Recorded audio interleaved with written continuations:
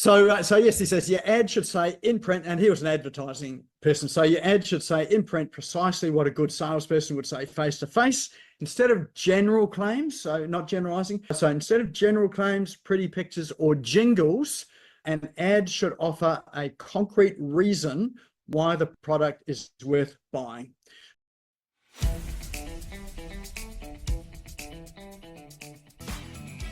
This is the Business Owners Smashing It Online podcast for entrepreneurs and business owners looking for cool online tools, apps and strategies to make business easy online. My name is Nick Cree and I'm your host.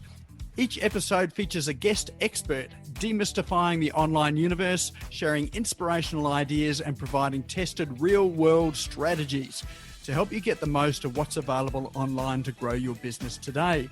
Don't be a slave to your business, get your business working for you. Subscribe now and get some great content and ideas for you and your business today.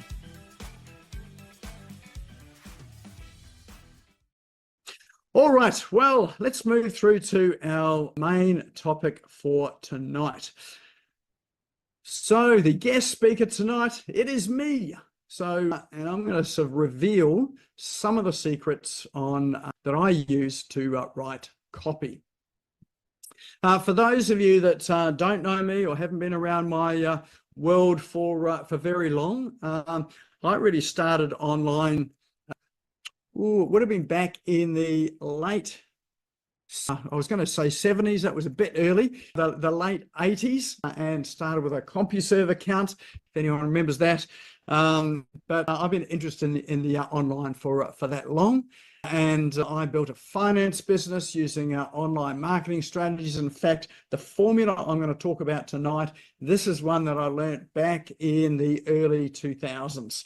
And so it's by a gentleman by the name of Eugene Schwartz, who was around early last century. He was around before we had internet. So he was really around in the age of print ads, in newspapers, magazines, that style of things there. But, what he talks about is as relevant today as it is back then, because he's got some timeless information and formulas that really do work, particularly with the copy side of things. And the reason why they work is he's dealing with humans. He's not dealing with technology. He's dealing with humans, how they think, how they respond, their emotions, and even today, when you look at things like news on news sites online, you'll always see they have headlines and sub-headlines, and generally they're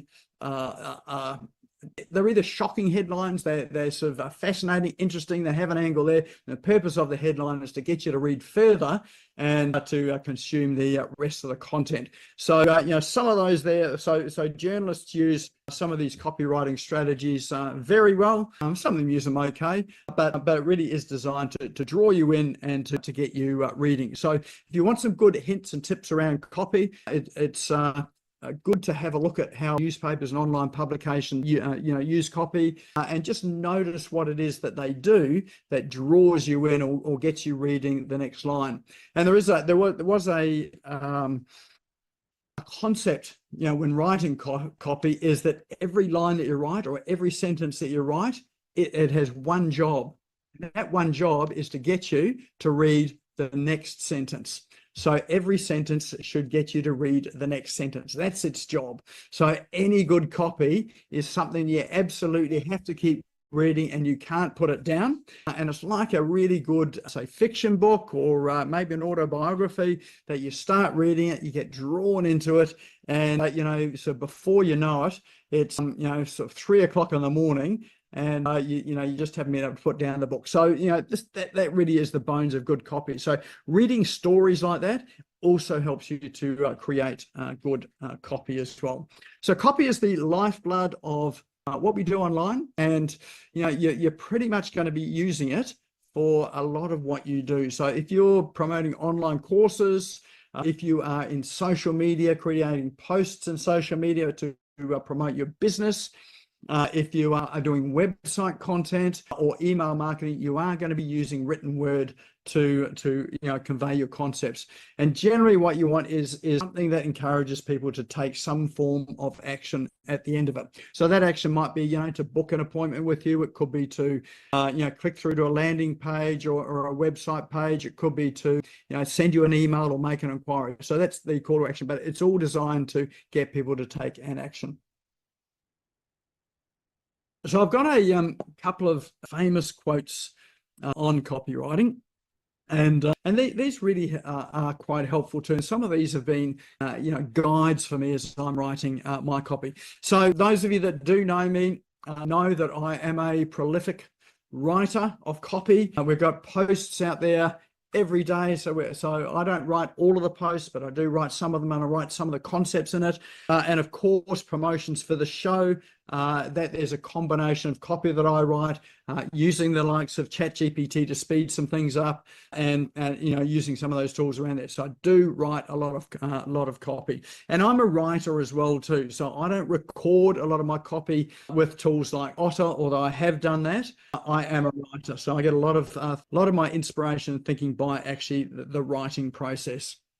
And when I say writing, that's generally not pen and paper. It's keyboard and screen. And interestingly enough, I do a lot of my writing on my iPhone as well. So I'll craft copy on my iPhone and find that works quite well with me as well. So I've got good thumbs that can actually type so fairly quickly.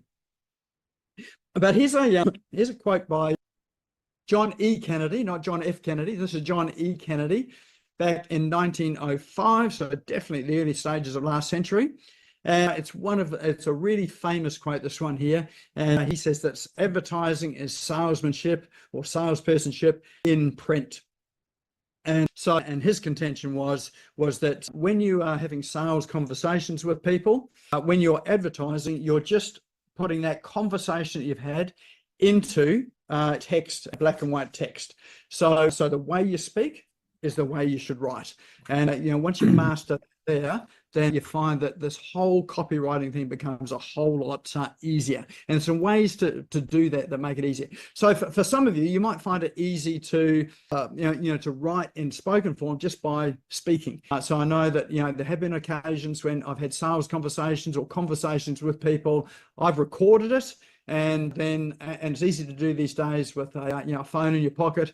And then I've gone back and then transcribed it and just pulled out what are the things that I say, how have I said it. That gives a lot of good material to then craft and shape copy in a way that's conversational. So copy, text, conversational. So Paul, did Kennedy say anything about the print versus online? Not at that stage there, because there was no online in 1900. So the principles, they're still the same though. So yes, he says your ad should say in print, and he was an advertising person. So your ad should say in print precisely what a good salesperson would say face to face, instead of general claims. So not generalizing. So instead of general claims, pretty pictures, or jingles, an ad should offer a concrete reason why the product is worth buying. So if you're looking at ads on TV or online, if often they'll have jingles for things on TV, that sort of thing there. That's not what sells. What really sells is having a concrete reason why. So that is applicable today, and that's definitely something to take out from that particular quote. Next one is Joanna Wiebe. And she says your job is not to write copy. So that's really important. You're not setting out to write copy. Your job is, and this is really important to understand, and once you get this, makes the whole process a whole lot easier. Your job is to know your visitors, customers, and prospects so well that you understand the situation they're in right now, where they'd like to be, and exactly how your solution can and will get them to their ideal self. So put that another way, it is being able to understand your prospects there and your customers, and you're able to articulate what they're feeling, what they're thinking better than they can themselves. And so you're able to put into words what they feel and what they say in a way that they respond with, "Oh, that sounds like me," or "That's exactly like me." That's the sort of response that you want to get. So it really is placing yourself in their shoes to think, what's it like in their world now, and what are the words that they're using to describe their world. So often I find that conversations you have with people, it's really important to listen out to conversations you have with people that are either maybe sales conversations, or you're just talking to them about what you do, but more importantly, you're getting them to talk to you about what their issues, the pain that they've got is, or the solutions they're looking for, why it's important, and how it would impact their life. So just ask them and listen to what they're saying, how they're saying it, how they're feeling, how they're moving, what their facial expressions are like. Just pay attention to that, and that will really help you to craft really good copy. And good copy just repeats back to them exactly what they've said. And you can often use the same words that they've said. And if one person you're talking to, or maybe sort of 2 or 3 people, you just notice that they are using the same types of words. If you use those exact same words back in your copy, that there will increase your conversion rate or your inquiry rate, and it'll create really good copy for you. So the answer is not to make it up yourself. It's to steal it from other people. So from your clients, customers, and prospects. And so one of the things you can do too is just jump on the phone, ring up people who might be your ideal prospects or customers. Tell them you're doing you're doing some research, because you are doing some research, and you just like to get their opinion. People love giving their opinion. They're saying, doing some research, like to get your opinion. Would they be happy to answer a couple of questions? Usually people are happy to do that. And so then you can ask them about, so if you've got a product or a service to sell, let's say you're a natural therapist, and you just ask them a question. What would you go and see a natural therapist for? What would encourage you to do it? Just listen to what they say. And then you can just ask them a series of questions. Now you'll start to get the flow of what are the right questions to ask. Probably doesn't matter too much the question you ask, but what really matters is what they say. And just record some of the things that they're saying. That's really going to give you the basis of good copy. So I just want to start there. So this is just prefacing it. And here's another really good quote. Copy is a direct conversation with the consumer. So it is a conversation, and the best copy is one where people start talking to themselves. And just notice yourself when you're reading copy. If you start having a conversation with yourself when you are reading someone else's copy, then that is good copy. Particularly if you start to say things, well, that's just like me, or I felt that way. Or you start to raise some questions, what about this or what about that?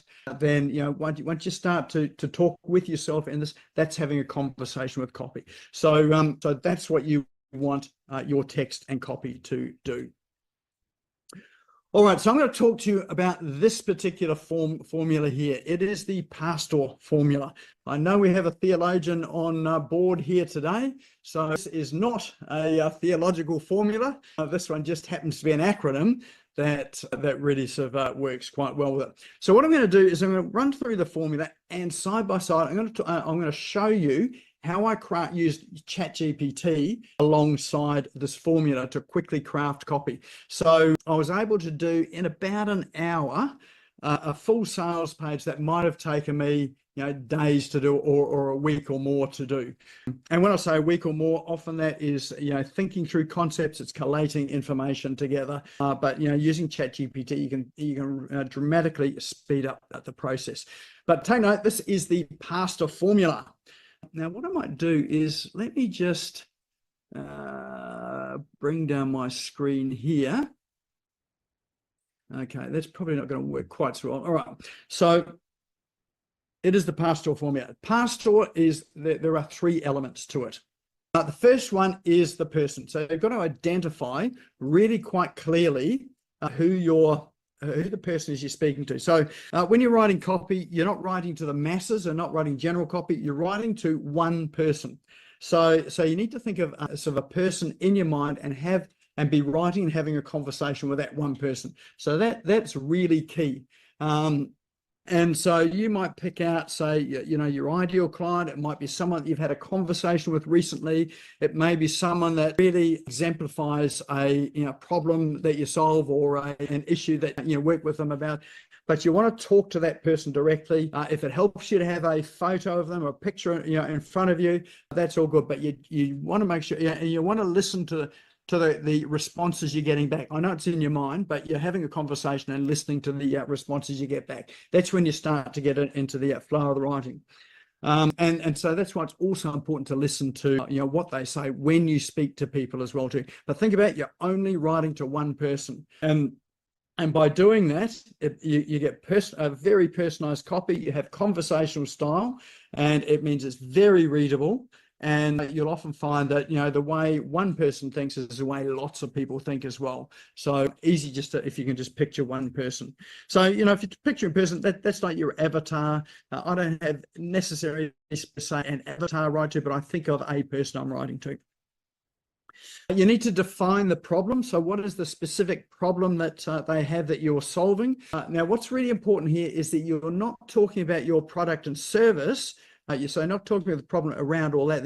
You're thinking about what are the words that they're using to describe their condition right now, or to describe their situation right now.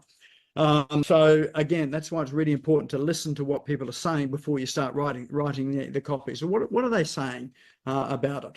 And I know with, say, writing copy, often people say to me that they don't know where to start. Blank page syndrome.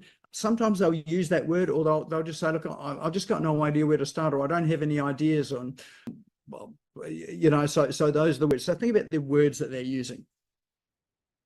And the third P is pain. So how does it affect them? What's the impact on them? How is it affecting their life? If they continue on this, what's it actually doing to them? So that's really the start of your copy. Now, what I'm going to do is I'm just going to jump over to ChatGPT.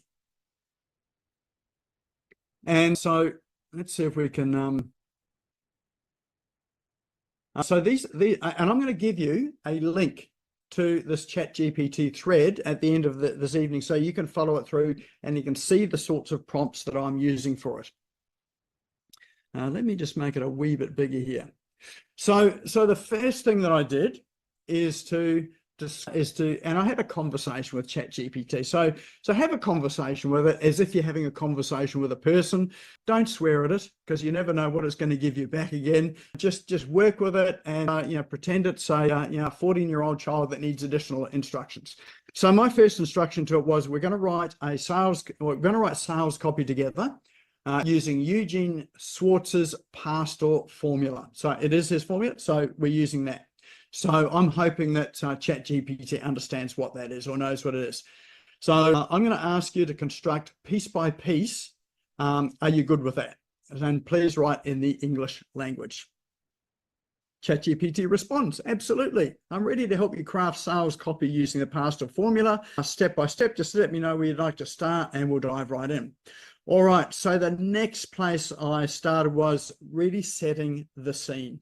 And so the way that I set the scene is I described who we were aiming this at. So I've got quite a comprehensive description of the person that I'm writing to. So, we're writing a sales letter to one person. This is the person who it is. So first thing I did is said, okay, the avatar that we're aiming for is someone who is in the 35 to 45 year age group, works a regular 9 to 5 job in middle management or seniority level, and is unfulfilled, stressed by work, doesn't get acknowledged for the work that she or he does. They have a mortgage, couple of kids, happily married, somewhat happily married, has normal money worries, and is not spending enough time with family. So I know this is a fairly general thing, but it does impact a lot of people. Ideally, she or he would like to spend less time at work, more time with family and leisure time outside of work. So I'm just going to describe their situation. They've got kids there, trying to get them through to university without being saddled with student loans, wants to help them buy a car and a house when the time comes. And at the moment, she or he does not have enough put away in superannuation to have a good retirement at 60 and beyond. So at the moment, they're 35 to 45, but they just haven't got enough put away for, when they get to that retirement at 60. And they can't afford to put more money into super at the moment. So the prospect of pay rises in the future is unlikely. The cost of living, interest rates, and general costs keep increasing, meaning she or he has less disposable income. And he'd like to find a way to make a bit more money, maybe with an online semi-passive and or recurring income, but can only dedicate 2 to 5 hours a week on it. So Michelle here, interested in making money online, not very techy, not sure where to start, but is willing to learn and invest in courses or programs to help, and needs some guidance and support. So that's the information about the person. Now you can get sort of more detailed than that, but that was just the general sort of context around it. And this is based on someone that I know.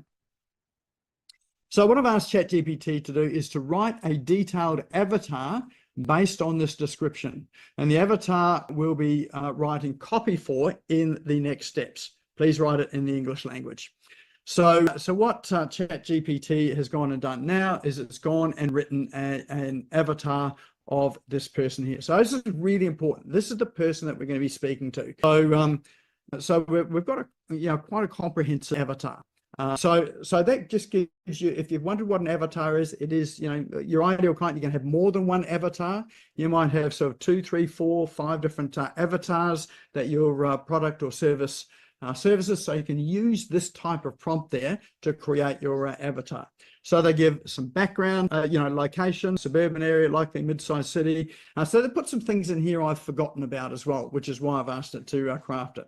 They've given some background, family life, their financial situation, aspirations, some of the pain points that they've got. And so they've pulled those out of the information I've given, and also some of their motivations, their likely motivations.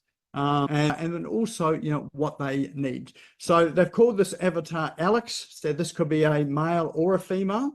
And so this person is now going to be the center of the pasta formula that we're going to use for sales copy. So that's really the first place to start. And that there is really understanding the first part of the pasta formula, which is the person. Who are we talking to, and who are we addressing, and what is it that we're dealing with. So person is the very first thing. All right. So next stage though is I'm talking about my product or solution. So I'm just putting some more information into ChatGPT now that we've got the avatar. So I said, great. Program we're selling to Alex, who's our avatar, is an online course teaching how to use PLR products, which is private label rights products, affiliate marketing, creating online courses and memberships to create recurring semi-passive income with an online business. So in fact, this is a real sort of case study. So I'm not just making this up. This is a program that will be that I'll be offering in the future. So this is just the start of the work on this. So it's a real live case study.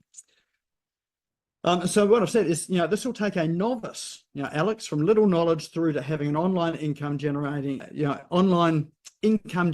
business where they'll make $100 a day on average. And once Alex has learnt the skills, he can replicate the process to create additional online businesses, and will know how to build and grow a business to reach a target of $1,000 a day in revenue.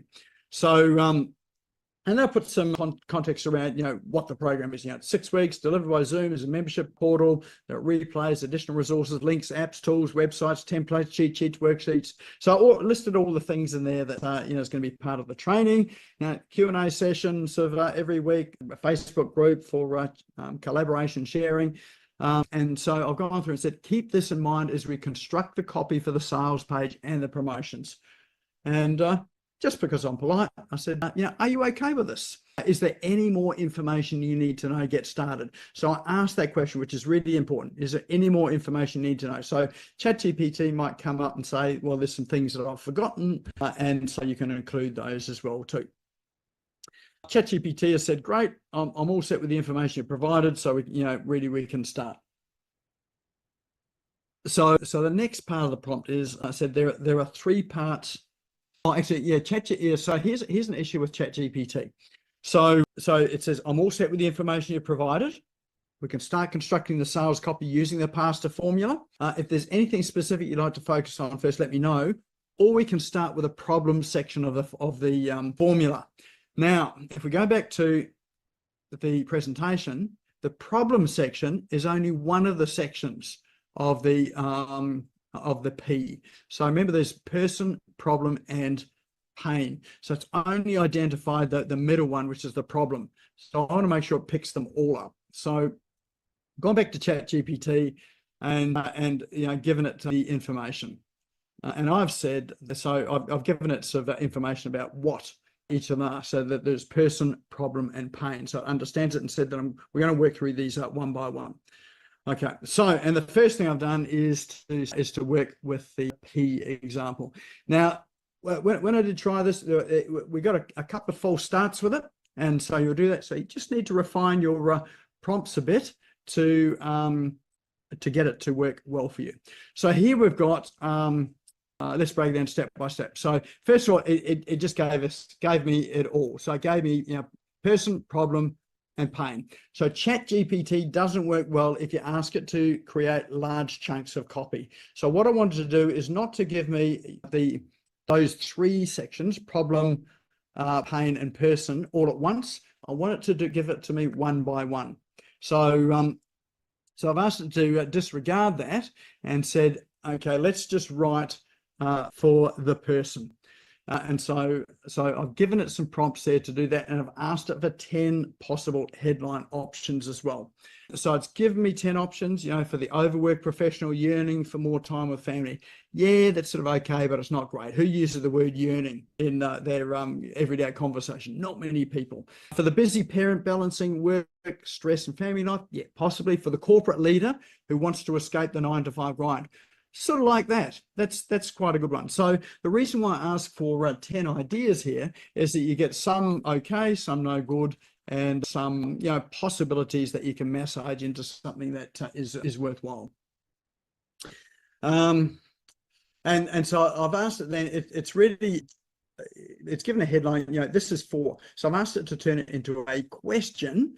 And given it an example and asked it to give me 10 examples, options for questions. So instead of just the statements, are you an overworked professional, or are you a mid-career professional dreaming of financial freedom? Are you a corporate leader who wants to escape the 9-to-5? So it's a little better.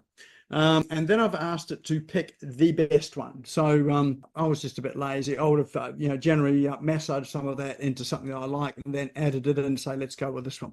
But I've just asked it to pick the best one and then to write the copy for the person part of the page.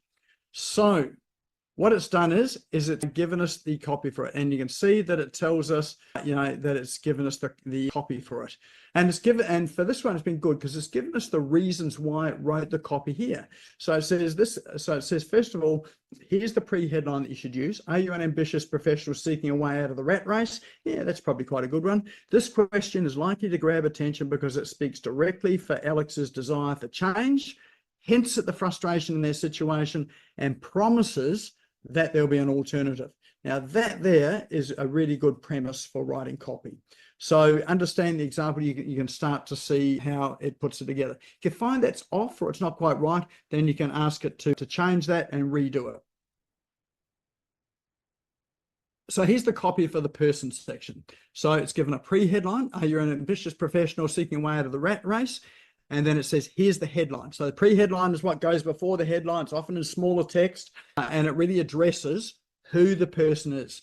So the pre-headline in your copy is the person calls out and identifies the person. And you can see that it's really quite short. It's only are you an ambitious professional seeking a way out of the rat race? So it is, people that are in that position say, and if they say, yes, that's me. So that's where that comes in. They say, yes, that's me. Then that's what will get them, reading further. So remember, your copy is to get people to really identify with it, and you're buying time for them to read the next line. The next line is a headline: break free from the daily grind. Discover how you can build a profitable online business in just 6 weeks, even with no tech skills. So that's a reasonably good headline as well. I probably wouldn't tweak that too much. Beneath the headline, they have a sub-headline, and that is finally a step-by-step program designed for professionals like you who are ready to reclaim their time, secure their financial future, and live life on their own terms. Now, there is a couple of words in here which are really good, and that's those two words, like you. And the reason why those words are good, whoops, I just lost it there for a minute as I was enlarging the screen. The reason why the words like you are very good is that it gets people to identify with the copy. It's like you, so you're calling them out. So that's a really good phrase to use. So if you're writing out good phrases, that combination of words, that's really good to use. And then we've got the pre-headline, headline, sub-headline, opening paragraph. So if you're like most driven professionals, you've worked tirelessly to reach where you are today, but despite the hours, effort and dedication, satisfaction you crave, etc., etc., the rat race isn't just exhausting, it's holding you back from living the life you know you deserve. Now, one of the words I don't like, and that is tirelessly. I often see that in ChatGPT copy. So what I've asked it to do is I said, look, this is almost perfect. I don't like the word tirelessly. Let's find an alternative way to convey this. And the other thing I should mention is the copy needs to be written addressing you and your rather than them and they. So that's another good principle for your copy.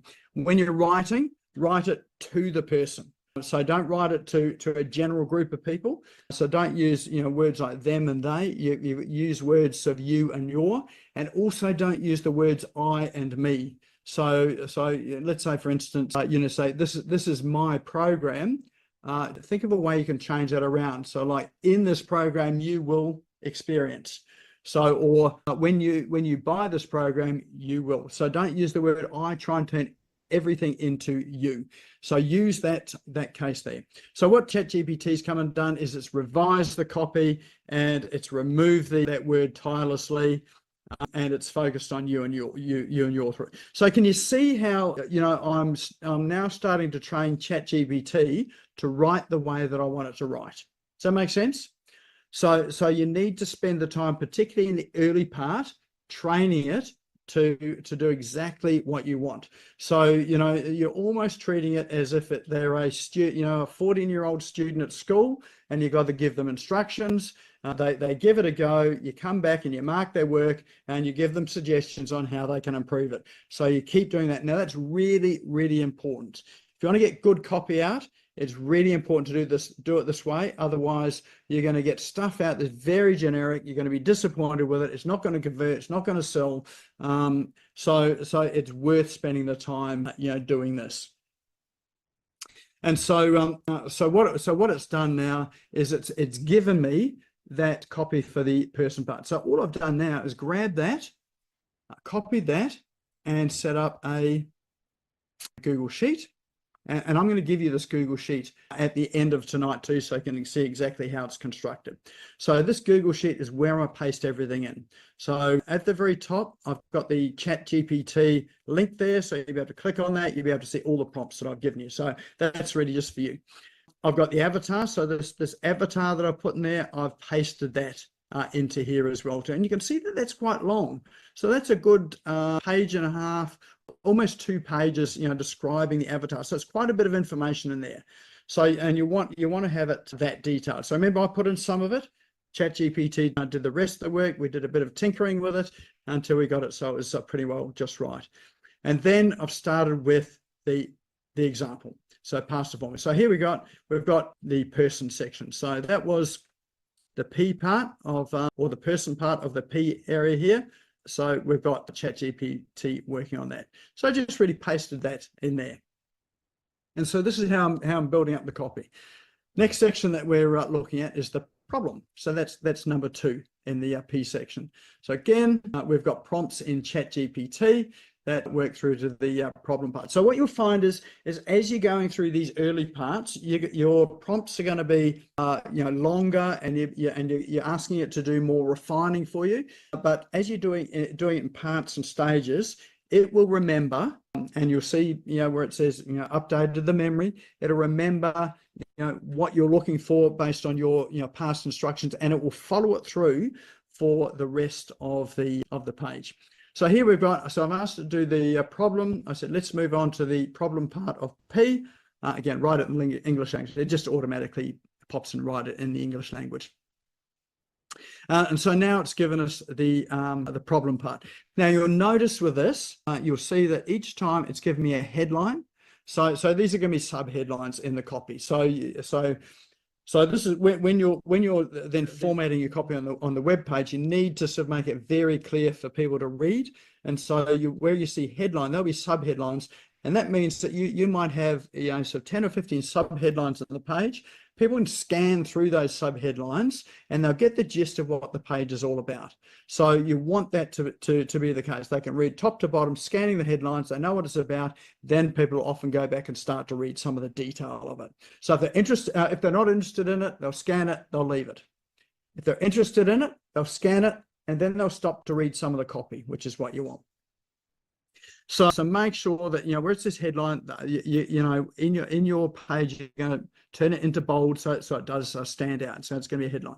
And then it gives you the body copy as well. So that's your paragraphs in there. So now it's given us another 3 paragraphs, and it's told us why it's done it this way. So it's actually it's teaching you as well as you teaching it. So it gives you the rationale behind it. So when we're using this particular pastoral formula, it's giving you its understanding of it as well too.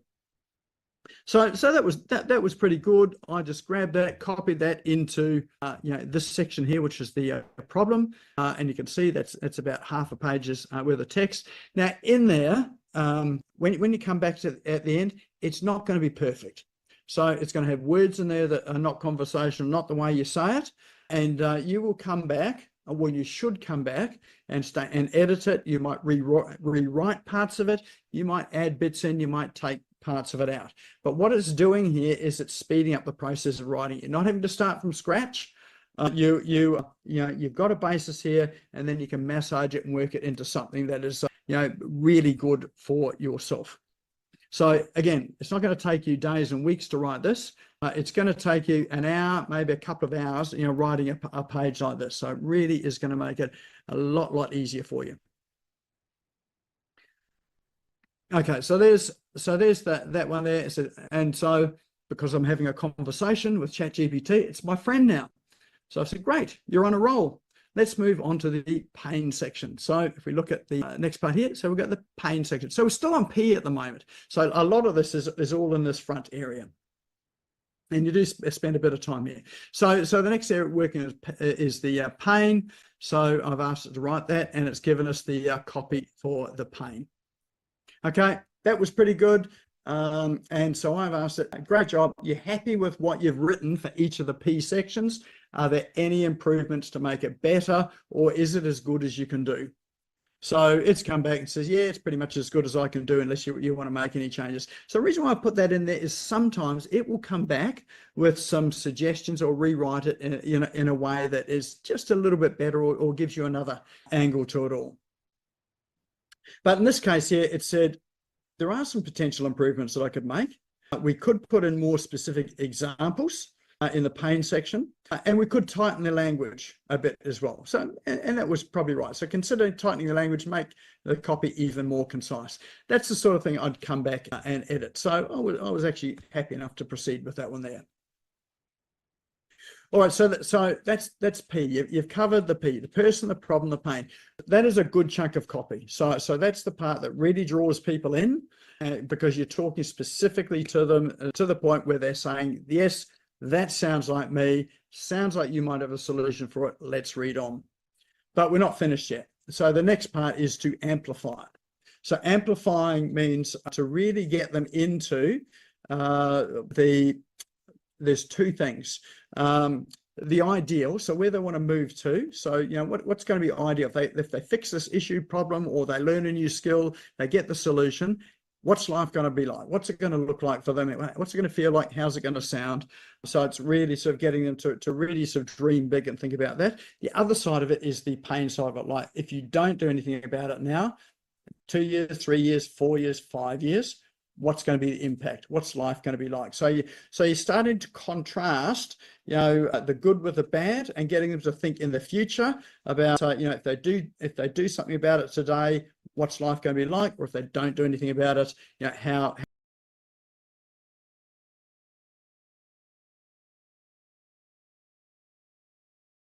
much worse is it going to get? So again, we're into that. So I've just asked ChatGPT. I said, so I've defined what this is. So I'm not assuming that ChatGPT knows that A means amplify. I'm wanting to check this because, you know, ChatGPT hasn't always, you know, the right thing. So I'm wanting to make sure it knows. So I said the A section, which is amplify. What's your understanding of what this part of the formula means? So I'm asking for it to check that first so that so we get what we want. So it says the amplify section in the past formula is about intensifying the urgency and emotional impact of the problems and pain that you've already outlined. So 100%, that's exactly what it's about. In this section, you'll highlight the consequences of inaction, painting a vivid picture of what will happen if the prospect, in this case, Alex, doesn't take steps to solve their particular problem or issue. So that's 100% what Amplifies is about. So if you didn't know what it's about, you've got an education about what it's about, but it is in fact what it's about. And this is the key elements of this is 1, consequences of inaction. 2, you're escalating the pain, so making it feel even worse. Number 3, you're appealing to their sort of fear of regret, getting them to imagine what life will be like in a few years if nothing changes. So that's future regret. Worsening circumstances is number 4. So describing how external factors like, you know, the rising cost of living, because that's a reality today, isn't it? Increasing job demands or slow depletion of savings will continue to work against Alex, our avatar, making it even harder to escape the future. So that's what the Amplify does. It is, you know, what happens if you don't take action? How much more painful can it be if it continues this way? What's going to be like in the future if you don't take action, and how much worse will it be? You know, talking about how things are going to get worse. So the goal of that section is to make the person feel that there's a strong sense of urgency to do something now rather than putting it off to later. So that Amplify section is really important because you're locking in that now's the time to actually do something. So notice we haven't sort of got to, you know, the product, your service, the solution that you're offering. All we're doing is we're just getting an agreement here that they need to do something about it now. Does that make sense? So, and this is a sales process as well. If you follow this formula in a sales process, it's exactly this formula as well too. All right, and ChatGPT asked me if I'm happy to proceed with drafting the Amplify section, and I said yes, please go ahead and write it. And if nothing changes, and then it's giving us the body text. Now fast forward a few years, so now we're getting into it painting a picture of what could happen in the future. So I wasn't 100% with that one, so I said to it, so I've given it another prompt and said, this is good, but I think we need more detail. Can we add in some examples based on real life for Alex? So ChatGPT's come back and written it, and it's come back with better copy as well too.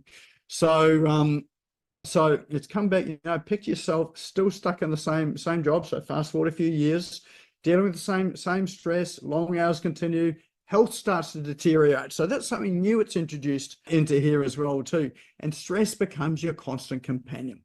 So really sort of runs through that, and that's a reasonably sort of long section in there as well too.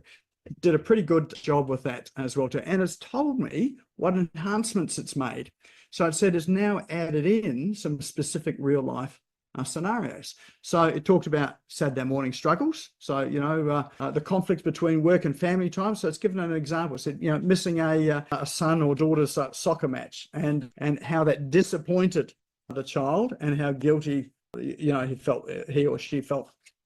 Missing milestones, financial anxiety, so dealing with some of these financial issues, health impacts. So it talks about sort of some of the real life stuff that's put into there, added a bit more emotional depth into it, sort of guilt and regret, fear of uncertainty, and then it's given, you know, just imagine yourself in the future. So it's future pasted out there and given some examples. If nothing changes, what's going to be the impact of that inaction?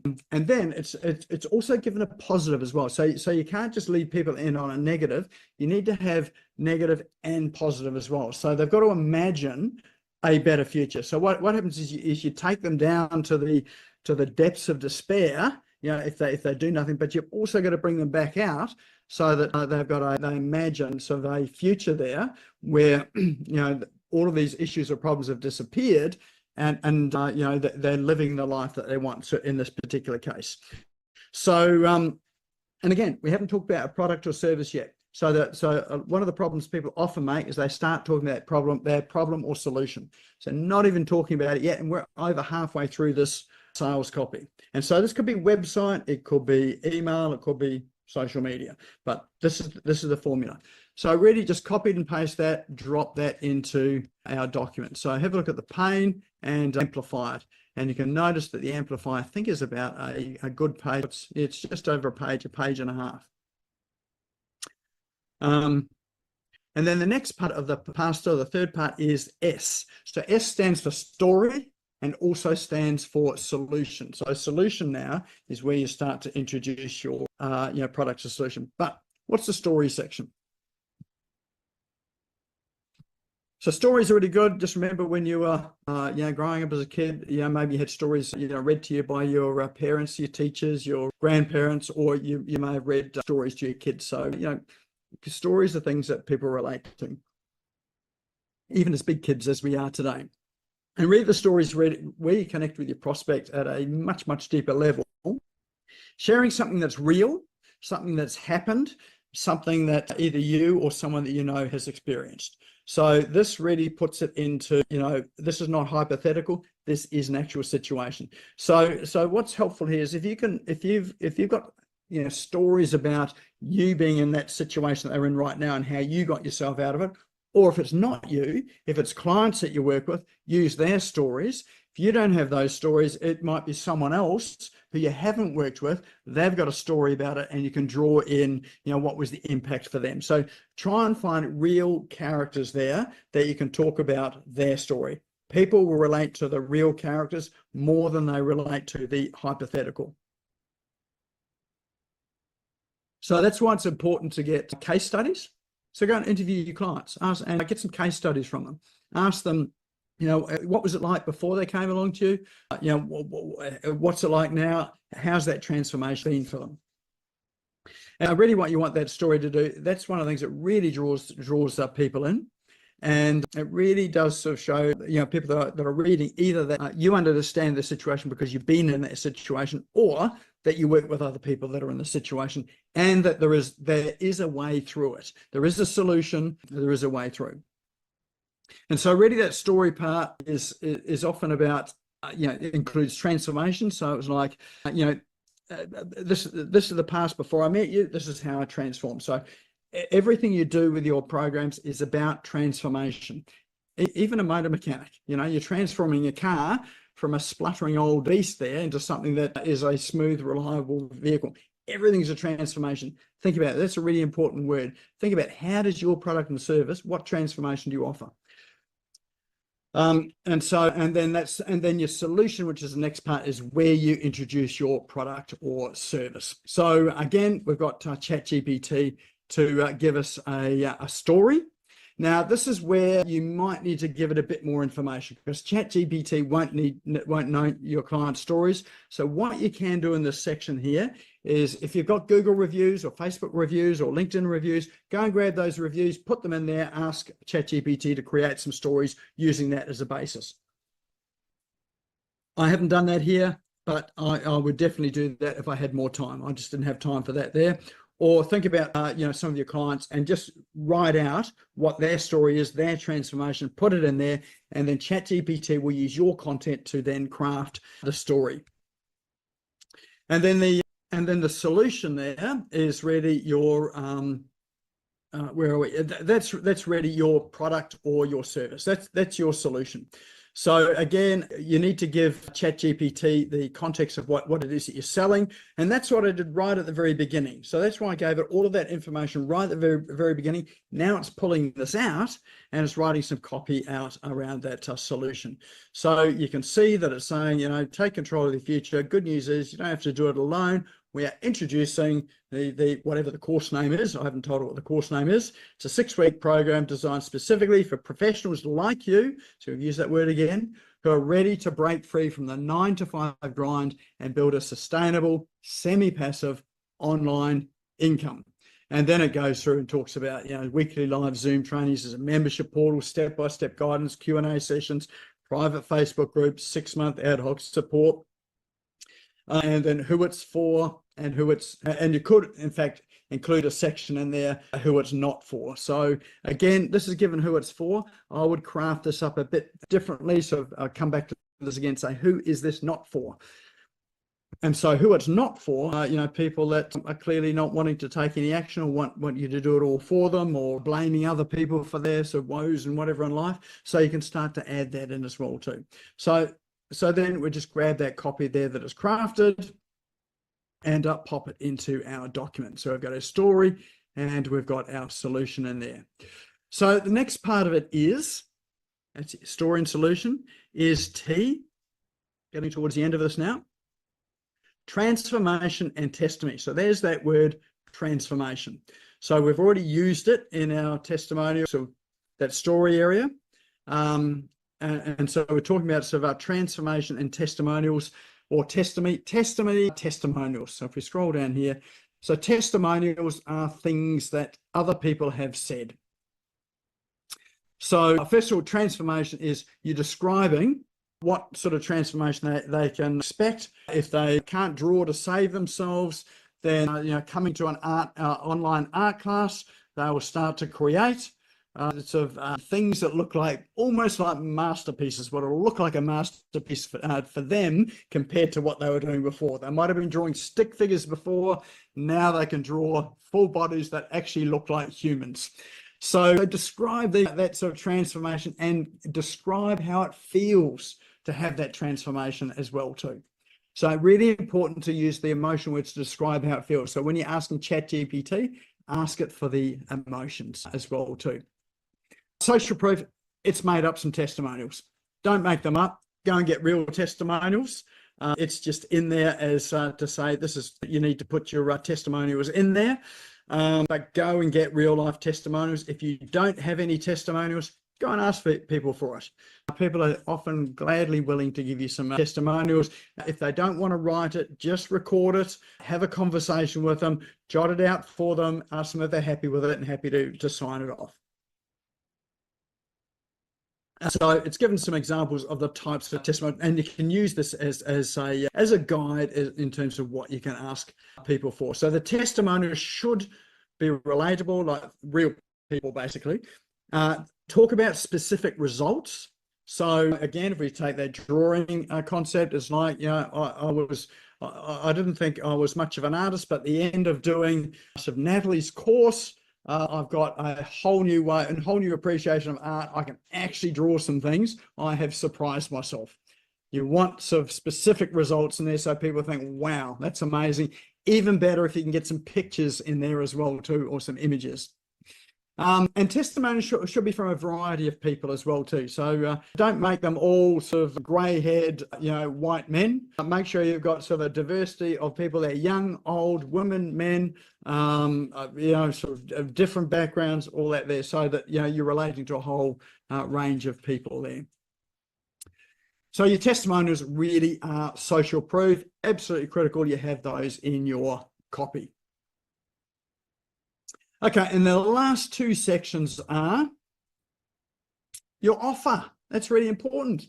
What is it you're offering? So tell people, this is what people often miss out, is the offer.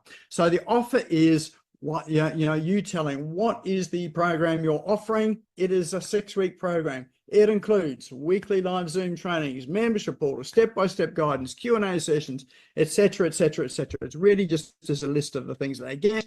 And maybe additional things. You might want to put in some additional things like particular bonuses or sort of special things if they, if they take action today, that sort of thing there.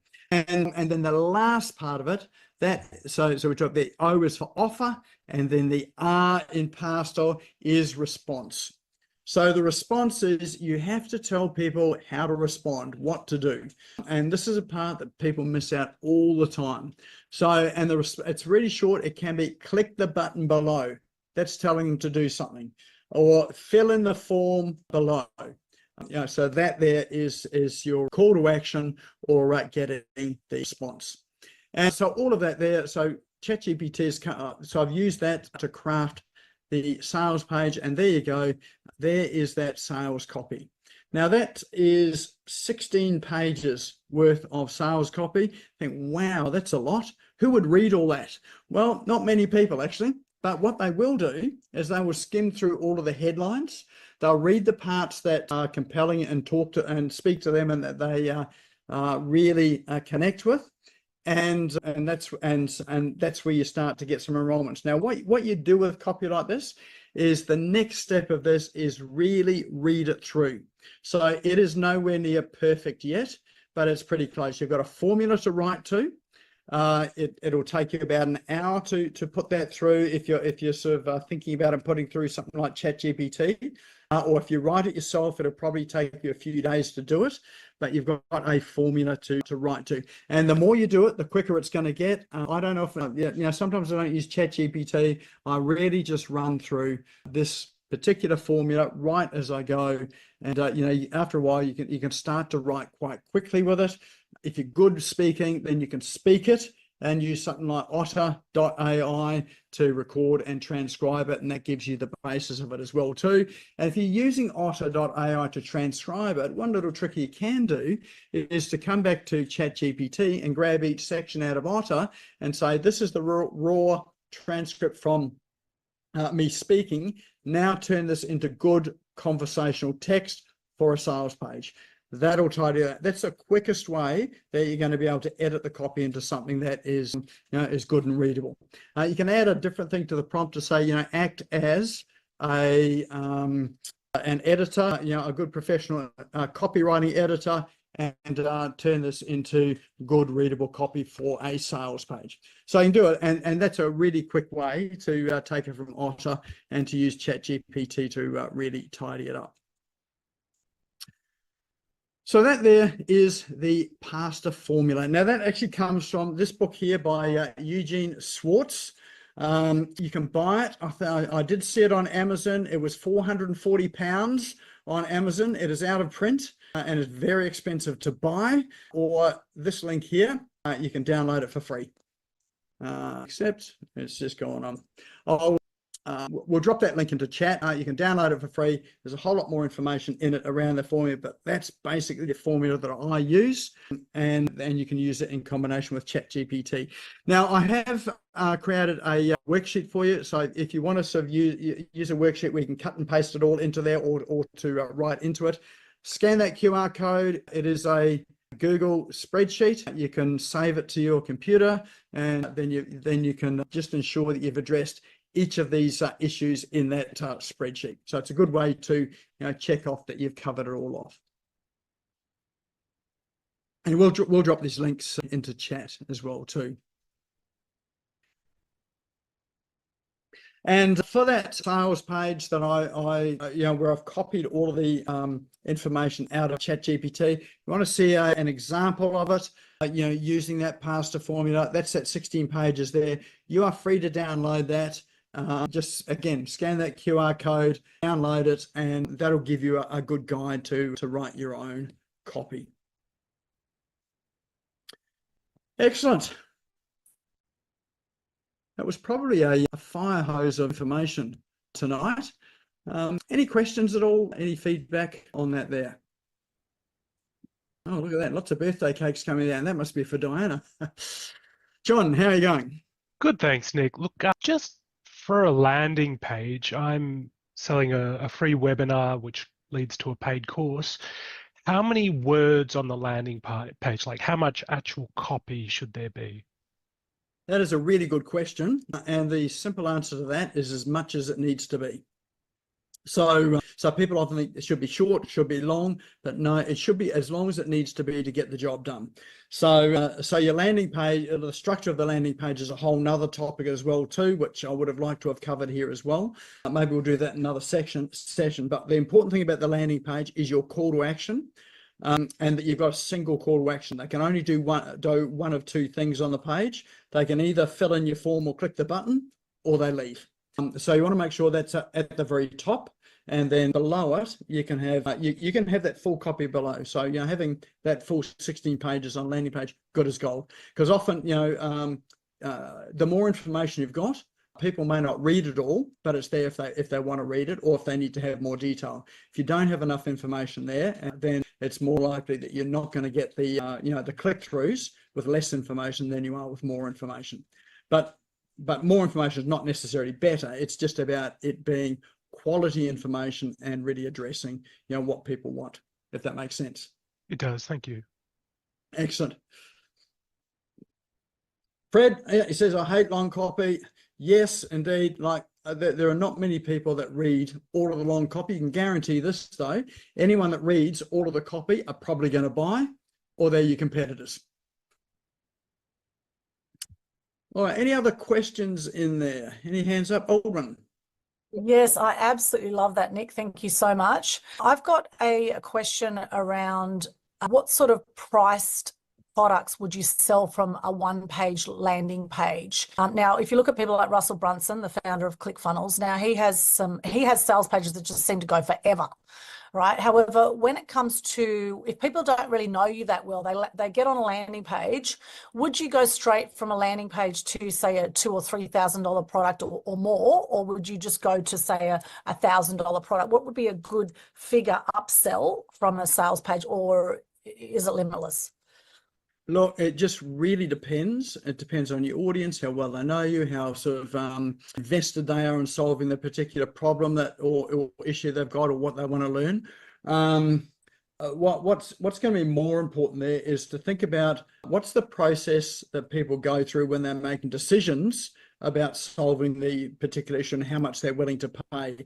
Now, sometimes people are not willing to pay a lot of money, even though they've got a real need or an issue that they want to solve. They're not prepared to pay a whole lot of money right now for it. But the process might be that as you educate them on the steps on the way through, they get to know who you are. They see that you've got results, and that there is a real reason. You give them real reasons why they should actually take action, and why solving this is going to be better for them. It can be a journey and a process to get them to higher priced products. I really find that for someone that is unknown, and I'm not talking about you, Alden, I know you're really well known, but for people that are sort of have an unknown audience, they've just never met you before. Really hard to sell high priced products without lots of marketing and lots of advertising. So I would progress people through, my funnels tend to be, offer something for free, upsell to something that's, reasonably inexpensive, and then work your way up to the higher value thing. And it doesn't have to take a whole lot of time. It might be sort of, it could be in sort of one session. It could be over a couple of days. It could be over a couple of weeks. So, but there's no right answer to it. It's just a matter of, really experimenting with it. Great. Thank you. I don't know whether does that help at all? Yeah, it does. I think, it's interesting because I guess it depends where you're leading people to the sales page from. Like if you're doing a free webinar, a lot of people say, well, from a free webinar, you might be able to sell a $500 product or $1,000 product from a free webinar. Whereas if you're leading people from a call, you're doing a call with someone and they need to maybe apply for a higher end program, or you just take them to a massive sales page around your higher end program, then that could convert that way. So I guess it depends also how warm a lead they are. It'll really depend that, and it'll depend what sort of relationship you've got, how well you've known, how much they've consumed of your marketing, all your previous information. So what you often don't see with those long sales pages is all the other information they've had along the way as well too. Yeah. What I am finding lately, and particularly since COVID, I'm finding a lot of people who've had high ticket offers have been offering even more value at an even better price, is what I'm finding is what's happening with the market. And I don't know if you've seen that also, Nick. And I don't know if it's a sign. sign of the times at the moment, or whether there's just a flood of courses out there, or whether people have value. So people are offering it could more be a and more. combination of all those things, but it's seeing value. Yeah, more and more value nowadays. Yeah. Yeah. But again, that's a whole nother discussion around sort of how you price things, and so understand the customer journey, and what are the pain points. So you get really digging into that quite a lot deeper. Yeah. Looks like I have had the wrong QR code on there somewhere. If we haven't got the links here, what we will do is let me see. Let me just go and grab those links for you now. All right. Let me grab this one here.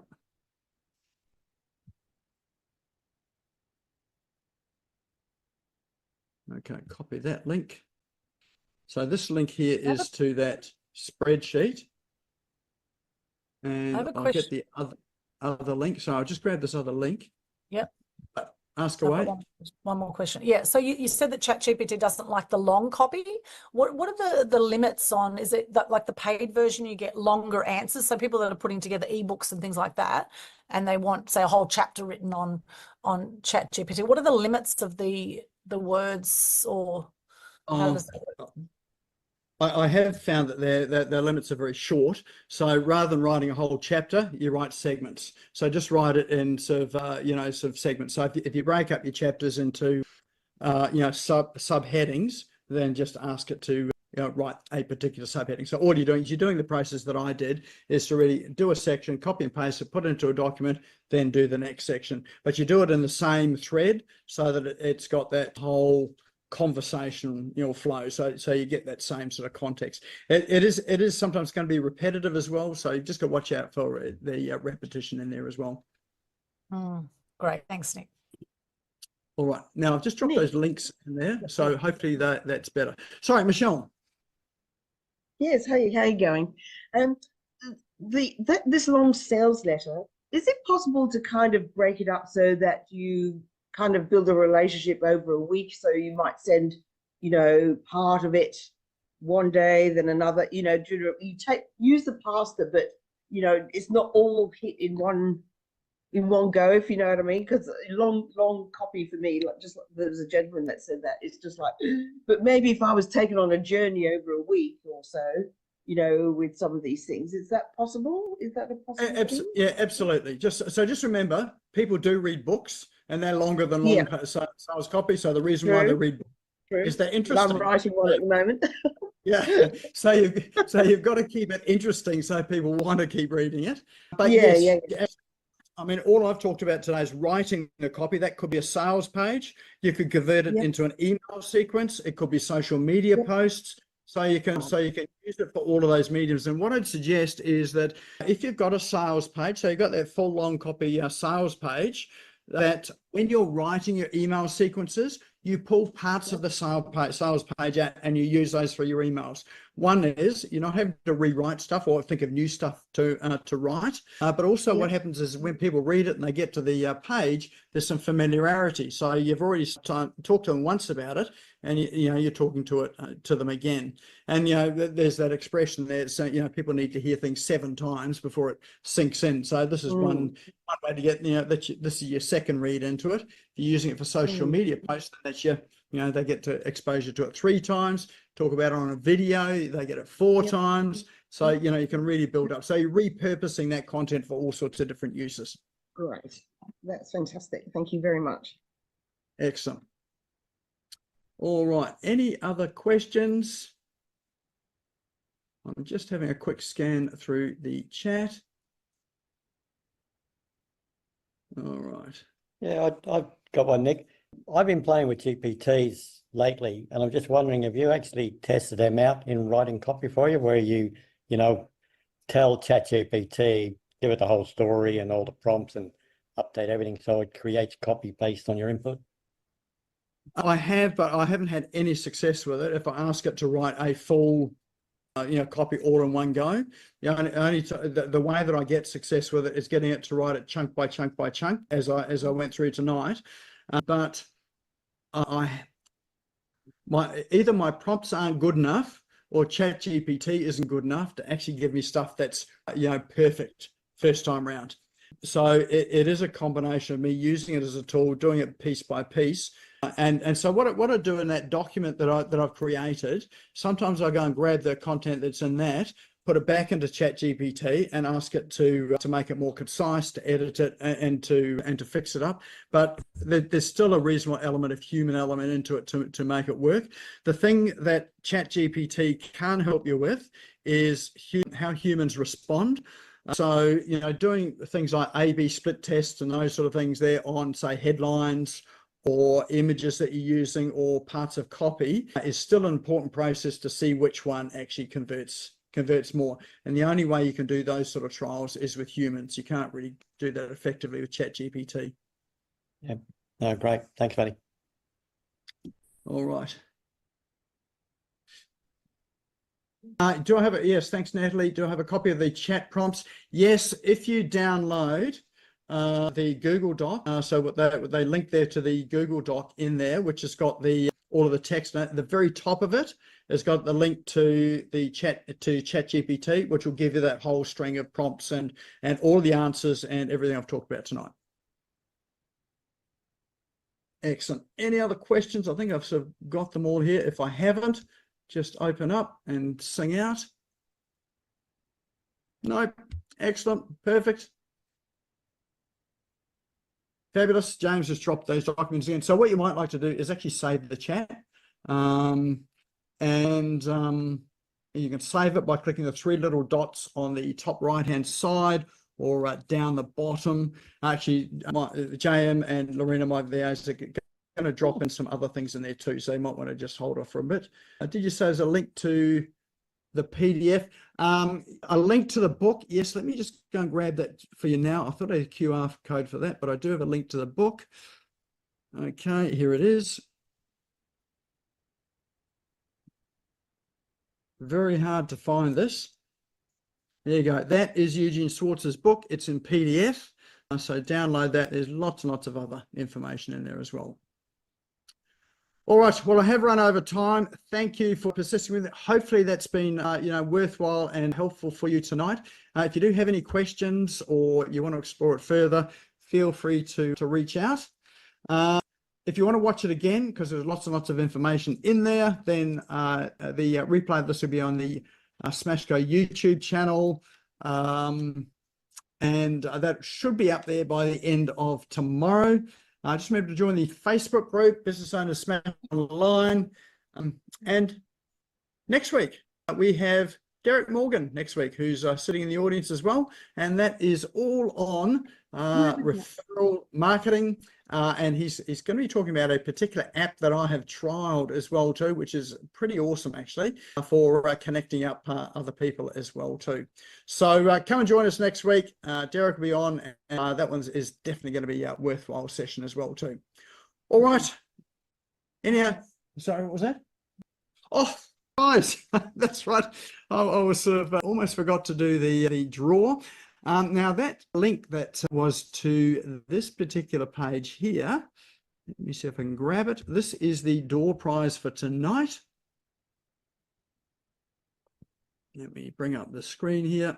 Now this is a session that I did on the weekend for another group, New Opportunity Summit. So I am offering a 6-week program, which is taking people through how to create in fact, it is an online business using other people's content. So if you don't want to create content yourself, there are legal, ethical ways where you can use other people's content. They want you to use their content. We're going to go through some concepts on how you can create a business using other people's content, and we've got some real live some examples and things that you can use on that too. So that is a 6-week program that I'll be running. So I'll be understanding where to get access to other people's content, evaluating what's good, how you can use it, whether you use it for courses, for memberships, or how you sell it, how you package it with other things, making sure that you are doing it sort of legally and ethically. That's really important. But all the things we're going to talk about is about all that there. Probably the simplest way to think about it is affiliate marketing is one type of that, but it's not all about affiliate marketing. That's one small part of it. So that's using other people's content. We're talking about building partnerships, collaborations, and also monetizing curated content. So there are ways to curate content that other people have written it and to be able to monetize it.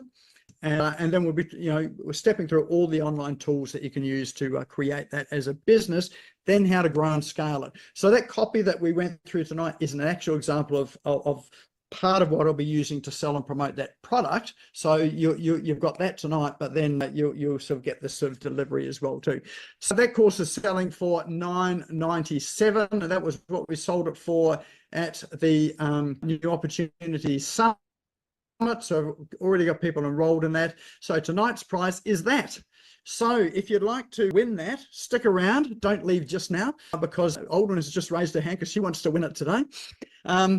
So stick around and we're going to draw that now. So let me just unshare that. If anyone not want it, we can always take your name out of the wheel. All right, we've got our wheel of names up. So let's give the wheel of names a spin and see who our lucky winner is tonight. All right, it's spinning around and weave it slow. It's almost getting there. Eva, are you still online, Eva? I better just check that you're there. If you're there, Eva, just raise your hand or open up your microphone and let me hear you. I'm just going to scroll through. Anyone see Eva there?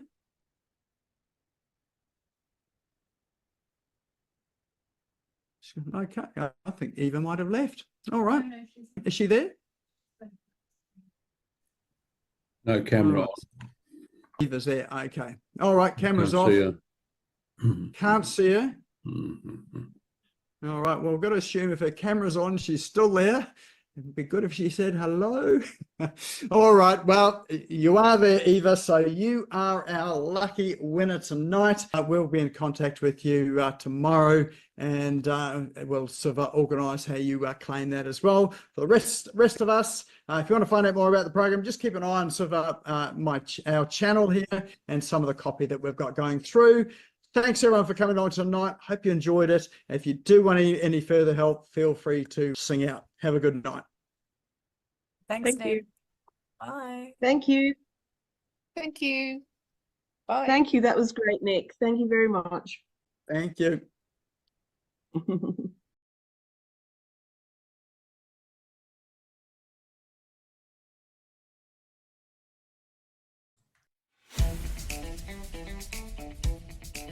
Thank you for tuning in and listening to the Business Owners Smashing It Online podcast.